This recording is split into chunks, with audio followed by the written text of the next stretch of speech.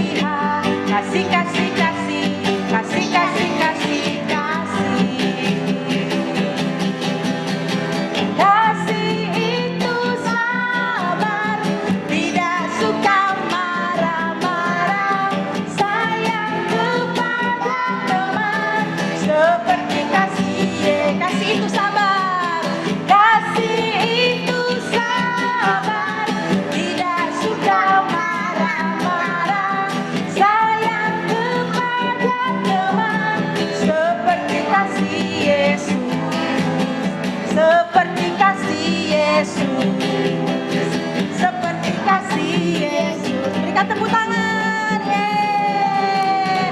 Haleluya, kita punya kasih seperti kasihnya Yesus. Ayo sikap berdoa, kita mau kembali memuji menyembah Tuhan. Kita akan nyanyikan pujian bagi Tuhan. Ayo semua sikap berdoa, adik-adik di rumah. Kita akan nyanyikan pujian bagi nama Tuhan. Waktu Tuhan, haleluya. Ayo Gracia sikap berdoa. Kita nyanyikan pujian ini, waktu Tuhan.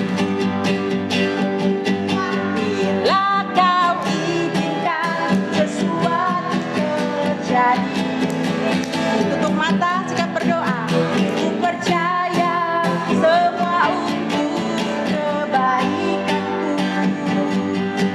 Ya nanti telah tiba waktumu. Ku percaya kuasa-Mu memulihkan hidupku. Waktu Tuhan, waktu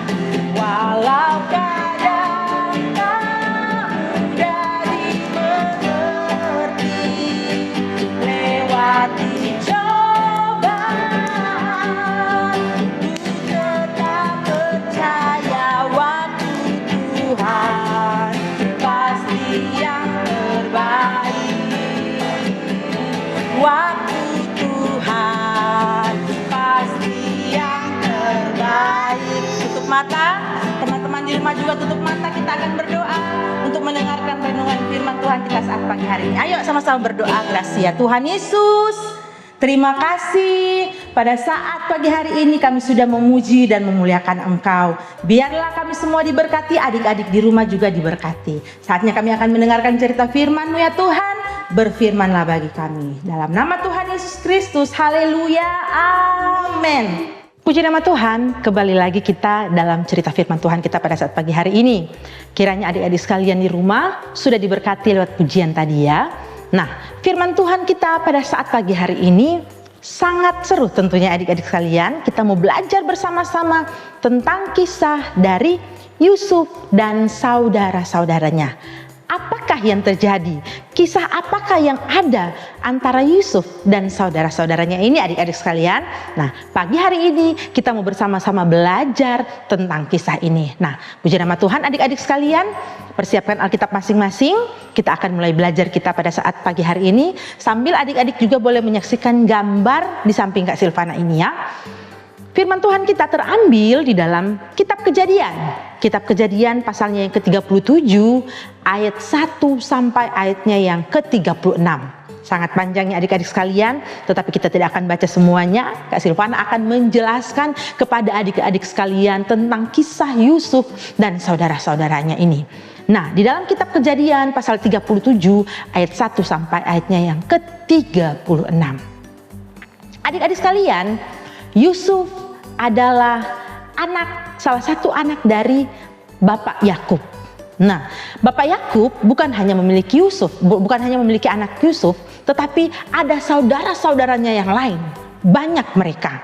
Nah, adik-adik sekalian, Pak Yakub ini sangat mengasihi Yusuf. Pak Yakub ini sangat memperhatikan Yusuf. Dan inilah yang membuat saudara-saudara Yusuf merasa iri dan benci kepada Yusuf. Bukan hanya itu saja, Yusuf pernah menceritakan bahwa dia pernah mimpi. Dia bermimpi bahwa saudara-saudaranya akan tunduk kepadanya. 2 kali dia bermimpi hal yang sama dan membuat saudara-saudaranya ini semakin benci kepada Yusuf, adik-adik sekalian. Nah, apa yang terjadi adik-adik sekalian? Suatu kali ketika saudara-saudara Yusuf ini mereka menggembalakan kambing domba. Ketika mereka sedang pergi menggembalakan kambing domba, ayah mereka Pak Yakub menyuruh Yusuf untuk menyusul saudara-saudaranya ini. Jadi dia disuruh untuk menyusul apakah keadaan mereka baik-baik saja sementara mereka menggembalakan kambing domba. Nah, ketika Yusuf sampai kepada saudara-saudaranya ini, dari jauh saudara-saudaranya melihat bahwa si tukang mimpi, kira-kira seperti itu ya, si tukang mimpi datang katanya. Mereka pun bermufakat, mereka pun berencana satu rencana yang jahat adik-adik sekalian. Dan hal itu tidak baik merencanakan suatu hal yang jahat. Nah, waktu itu saudara-saudara Yusuf berencana untuk membunuh Yusuf karena mereka terlalu iri dan benci kepada Yusuf adik-adik sekalian. Nah, dari jauh Yusuf datang mendekati saudara-saudaranya ini. Tetapi kakak mereka yang bernama Ruben berkata bahwa kita jangan membunuh. Kita jangan membunuh saudara kita Yusuf. Bagaimanapun dia adalah saudara kita. Jadi mereka memutuskan untuk membuang Yusuf ke suatu sumur yang kering. Di tengah padang gurun waktu itu ya adik-adik sekalian, ada satu sumur yang kering. Mereka pun membuang Yusuf ke sumur itu. Lalu pada saat itu Yusuf waktu datang kepada saudara-saudaranya ini adik-adik sekalian, dia menggunakan jubah. Jadi dia memiliki jubah yang indah. Dikatakan jubah yang maha indah. Mereka membuka jubah itu dan mereka mengambil dan mereka membuang Yusuf ke sumur yang kering.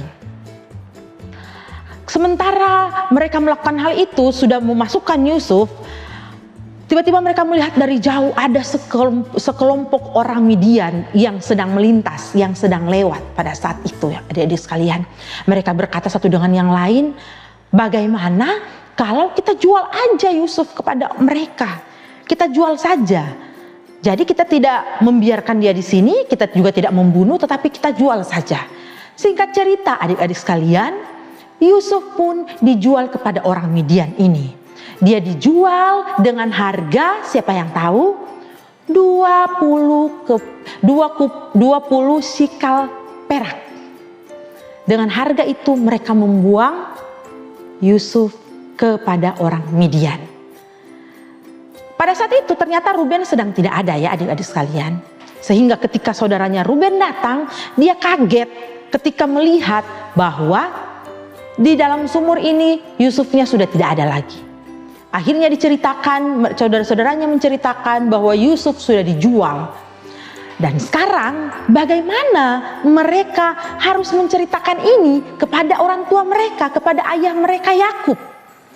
Lalu mereka pun berencana bahwa kita katakan saja kalau Yusuf sudah dimakan binatang buas. Jadi jubah yang tadi itu, adik-adik sekalian, mereka celupkan ke darah binatang dan itu menjadi bukti kepada orang tua mereka bahwa Yusuf sudah dimakan oleh binatang buas. Nah, ini adalah rencana sebenarnya kalau kita melihat bahwa saudara-saudaranya ini merencanakan satu rencana yang tidak baik, sangat tidak baik ya adik-adik sekalian. Waktu mereka pulang, mereka menceritakan hal ini kepada ayah mereka Yakub. Dan ayah mereka sangat berduka. Ayahnya berkabung, tidak mau berhenti karena melihat anaknya sudah dimakan binatang buas.